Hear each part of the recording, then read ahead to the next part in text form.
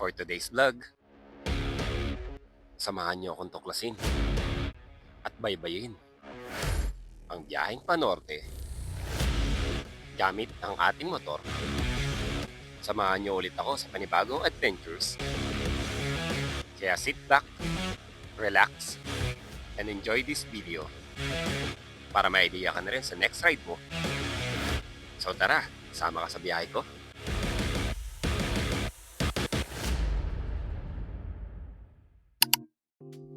Nag-take off na tayo dito sa bahay at exactly 11:30 PM. Galing pa nga tayo sa trabaho niyan at nagbihis lang sa bahay. Nandito na pala tayo sa EDSA at dito tayo nagpagas sa may Shell Balintawak. Nagpa-full tank na nga tayo dito. Gumastos nga tayo ng 394 pesos para sa unang full tank ni Ice. May discount natin siya ito.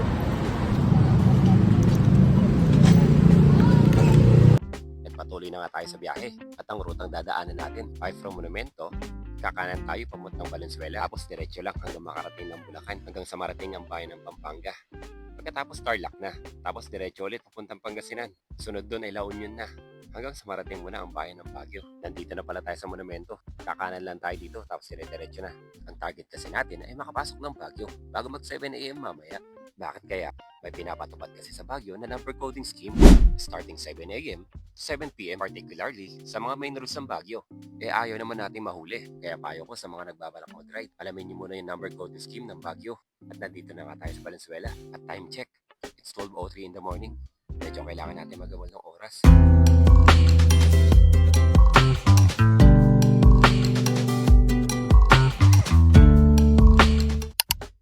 Iikot nga tayo dito sa may rotonda. Nalagpasan na nga natin kanina yung bayan ng Bukawi at bayan ng Balagtas sa Bulacan. At papasok na tayo sa boundary ng bayan ng Giginto at Malolos. Napakadilim pala dito kapag gabi. Nagpaparamdam na rin yung mga lubakan ng Bulacan. First stop natin, Bulacan Welcome Art. Sumaglit nga lang tayo para magkuha ng pictures. Hindi na nga tayo nagtagal sa lugar at umalis agad tayo. At time check, it's 12:37 AM at papasok naman tayo ngayon sa bayan ng Malolos. Maya-maya pa ay narating na rin natin yung bayan ng Kalumpit at ito pala yung boundary ng Bulacan at Pampanga. Malapit na rin pala dito yung sikat na Jed's Island Resort. Stop over muna tayo saglit at hindi na natin pinalagpas ang Welcome Art ng Pampanga. So after isang oras nga na paglalakbay mula dun sa Welcome Art ng Pampanga ay malapit na rin tayong pumasok sa Tarlac. At dito nga tayo pinadaan sa Magalang Pampanga. Isang napakahabang diretsyo nga pala ito. Kaya maya pa ay nakarating na ako sa Arayat. Dire-diretsuin ko nga lang to hanggang sa matumbok ko yung Pulse Gas Station. Doon kasi yung next stopover ko. Kung saan makita mo na rin yung Kapas 7-Eleven. Nga pala, makwento ko lang. Pangatlong beses na natin itong North Ride ng mag-isa. Dati, ang gamit pa natin ay yung Honda Click. Pero hanggang Pangasinan lang tayo nun.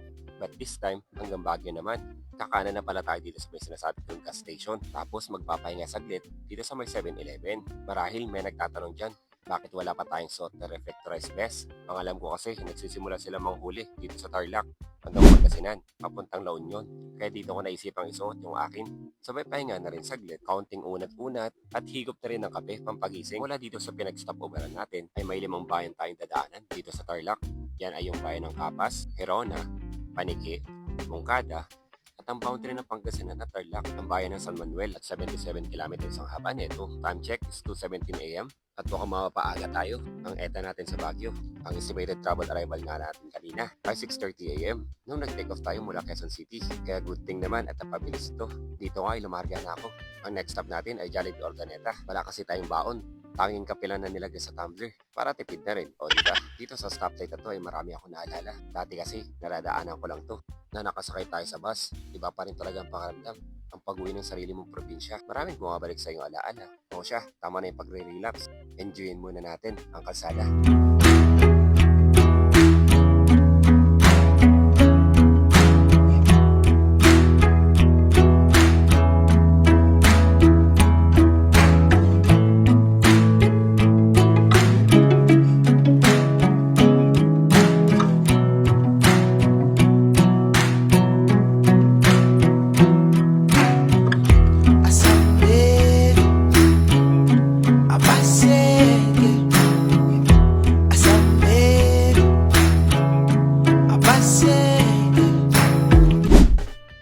Malapit na tayo sa Pangasinan. Ito na yung Welcome Art. Welcome po sa bayan ko.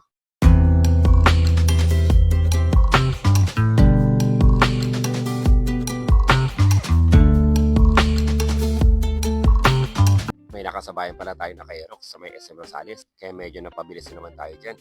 Nandito na tayo sa Ordaneta City at dito nga ay nagbusina pa yung kalaro natin kanina.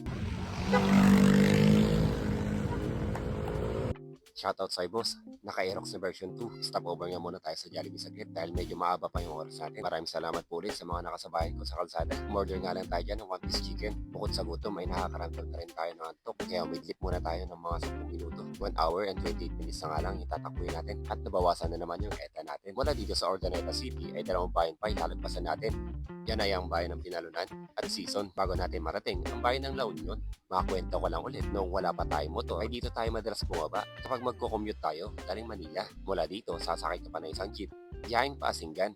Dadaan nga muna sana ako sa bahay pero pagbalik na rin natin galing Baguio dahil may nahabol tayong oras. Dito nga rin nagtatrabaho yung kapatid kong isa siyang magaling na mekaniko dito sa Don Philip Motors. Pagbaba natin ng Baguio siguro ipapagawa natin si Ay. Si kuya kasi palagi nagme-maintenance sa motor natin. So sa mga taga Pangasinan dyan, kung naghahanap kayo ng mga galing na mekaniko, visit lang kayo dito sa may Don Philip Motors. At gusto ko rin pala magpasalamat sa mga solid followers natin na taga Don Philip. Comment lang kayo dito at i-shoutout ko kayo sa next vlog ko. Nakarating na tayo sa intersection na Binalunan, papuntang Manawag. At grabe yung saya ko. Hindi ko akalain makakapag-ride ako ng mag-isa papuntang Baguio. Lakas lang talaga ng loob at disiplina sa sarili. May papayo ko lang sa mga kapwa-ride na kapag magna-night ride kayo, ay siguraduhin yung may ipon kayong tulog. Pero malabo ata mangyari yun kapag may ride.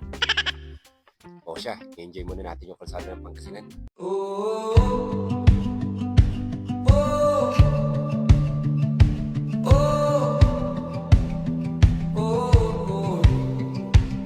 Sarap mag-ride. Nakapasok na nga tayo ng La Union, hindi ko na nakuha ng video. Yung welcome art sa tulay. Stop over nga muna tayo dito sa may Shell sa La Union. Dito, madalas humihinto yung mga umaakyat pa Baguio. Dito din yung deciding time nila kung saan sila dadaan. Marcos Highway ba? O Cannon Road. Time check is 4:41 AM. Nag-stretch ka muna tayo dyan dahil medyo nakakaramdam na tayo ng sakit sa kasukasuan. Magsi-CR nga sana ako. Pero parang iba yung napasukan ko. CR nga ba to? Grabe naman, akala ko kwarto. Napakalinis at masyadong ginalingan sa decorations. Papalagpas pa tayo dyan, selfie muna. Alis na tayo. Isang oras na lang yung biyahe. Mula dito sa Michelle, estimated travel arrival natin ay 5:39 AM. Medyo maaga pa to. Kaya hanap tayo ng spot sa may Cannon Road na pwedeng pagtambayan. Sa mga nagtatanong pala kung open na yung Cannon Road, hindi ko rin alam sa part na to. Kaya magtatanong tayo sa mga lokal.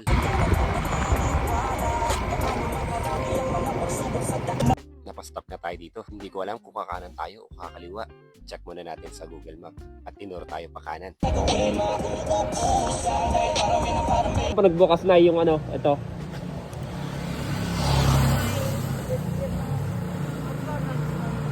Okay. Pero may checkpoint po dyan sa loob, Nay. Okay, sige po. Salamat po. Thank you po. Tanong nga tayo kay nanay kung bukas yung Cannon Road. Bukas naman daw at tinanong ko na rin kung may checkpoint banda doon. Sabi niya bihira lang. Pero payo ko sa inyo, siguraduhin nyo kompleto yung requirements nyo. At papeles ng motor, magdala na rin kayo ng reflectorized vest para smooth ang pagpasok nyo ng Baguio at hindi na rin kayo masita. Mula dito, medyo nasisilayan ko na yung welcome art ng Benguet. Grabe, parang kailan lang. Palagi ko na nakikita to sa Facebook at di ko nga akalain na mapupuntahan ko to na nakamotor. So dito ko na tatapusin yung unang part ng vlog ko. Bakit ng Baguio? Salamat sa pagsama sa ride na to. Make sure na nakafollow ka sa page natin para updated ka na rin sa next upload natin. O siya, ride safe mga kabitaw!